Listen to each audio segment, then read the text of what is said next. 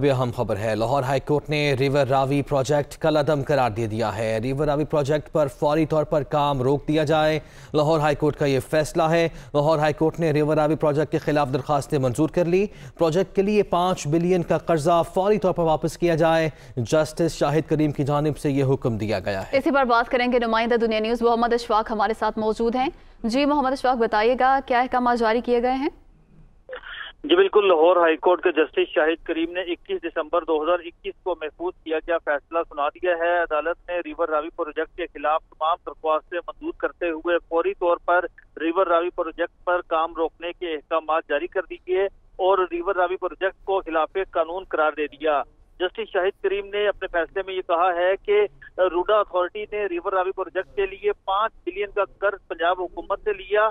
फौरी तौर पर रिवर रावी प्रोजेक्ट के लिए 5 बिलियन का कर्ज हुकूमत को वापस किया जाए। इसके साथ साथ जस्टिस शाहिद करीम ने रिवर रावी प्रोजेक्ट के लिए 1,07,000 एकड़ जरी अराजी एक्वायर करने का नोटिफिकेशन भी कलअदम करार दे दिया।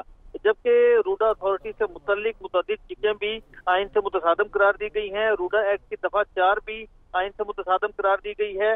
फैसले में यह भी कहा गया कि मास्टर प्लान मकामी हुकूमतों के ताउन के बगैर बनाया गया, जबकि ज़रूरी राजी कानूनी तौर पर ही एक्वायर की जा सकती है। इसके साथ साथ फैसले में यह भी कहा गया कि 1894 कानून की खिलाफवर्जी करके जमीन एक्वायर की गई है और इसी बुनियाद पर इस प्रोजेक्ट को कलअदम करार दिया गया है।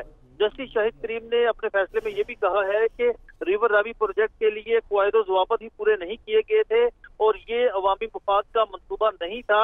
इस मंसूबे से माहौलियाती आलूदगी में इजाफा होना था, तो इसी बुनियाद पर इस प्रोजेक्ट पर फौरी तौर पर काम रोक दिया जाए।